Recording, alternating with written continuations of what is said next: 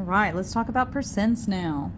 So when you have percents, you have some key phrases you can use to help you answer some of these problems. For instance, on number 1, it says 18 is 25% of what number? So when you have of a number, like if that said 25% of 18 is what, that would tell you that whatever's after the of is your bottom number. Since it says of what number, that tells us we don't know what the bottom number is. So when I set up my fraction for number 1, that's going to be 18, and I don't know what it's on top of. And I'm going to make that equal to a fraction that's 25%, or 25 out of every 100. Remember that percent fractions always have 100 on the bottom. So even if you don't know what the percent is, you do know what the bottom number is. Now, I wanted to do this one because this one's weird and we don't have any problems like this on the quiz, and we didn't work any problems like this in our notes, so I wanted to make sure that I went through this. We are using ratio reasoning to solve these problems. And when we did ratios, we talked about how you can use different methods to figure out the missing information. Give me 1 second and I'm going to see if I can find it in my notes. Yes. Okay. Ooh, might be kind of hard to fit this in there. Let's see. Here we go. So in the notes, we have this table right here, and we have this table right here. When we are talking about finding the missing value, we had talked about how you can go straight across. And that's what we do for a lot of our percent problems. We go straight across from what we know to what we don't know. Okay, so like here, I had 1 and 5. I know to get from 1 to 5, I'm going to multiply that by 5, which means all of the ones on this side, I'm going to multiply by 5. All of the ones on this side, I'm going to divide by 5 to get my missing values. Okay, but you can also go from top to bottom. For instance, I know to get from 5 to 20, I'm going to multiply by 4, which means that to get this one, I would also multiply by 4. To get from 1 to 6, I do 1 times 6, which means over here I need to do 5 times 6. And to go from here to here, I do 1 times 10, which means I need to go 5 times 10 to get this missing value. So there's 2 different ways that you can work this problem. Neither one is this is the way you do it. Both of them work, which is why we showed you both of them. But we do tend to go side to side just because that's a little more intuitive for a lot of people, but sometimes it's going to be more intuitive to go from top to bottom, such as in problem number 1. Okay, so hang on 1 second. Let me get this lined back up again. It's a little bit off. There we go. That's a little better. So in problem number 1, I have 18 to 25, but I don't have this value. And if you solve it the way we've been showing you, when you try to figure out what can I multiply by 18 to get 25, you're going to end up with a decimal number. You get 1.3888888, and the 8 repeats forever. Okay, that's yucky. We don't want to multiply that. I don't want to divide 100 by 1.388888888. That's gross. I can, however, take this value and figure out the relationship between them. How many 25s make 100? We should have this one memorized because we've used it a lot and it's still showing up a lot. So make sure you memorize that you need 4 quarters to make $1. 25 times 4 is 100.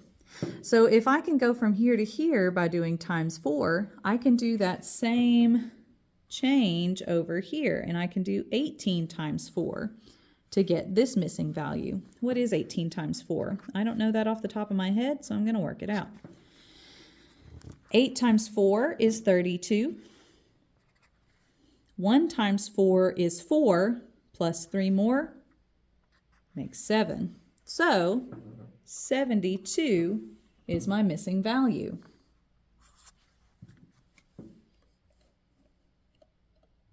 Okay. Number 2 has that of a number, so we can set that up by doing what is 15% of 20 of 20? And it gives me 15%. So that's 15 for every 100. Okay. This is another one we need to memorize. How can I go from 20 to 100? How many 20s make 100? This is what I like to get for Christmas. An envelope that has 5 $20 bills in it. Because if I have 5 $20 bills, I have $100 in my envelope. So what can I multiply by 5 to get 15? Count by fives. How many 5s make 15? 3, 5, 10, 15. 3 times 5 is 15. So 3 is 15% of 20. Okay. Number 3, see if you can do that one on your own using the same strategy you used in number 2. You might have to do long division to solve it, but you can do it. Let's see, number 4. If 20 out of 25 students in a PE class are boys, what percent of the class is made up of boys? Okay, how many did I skip? 3, 2, 3.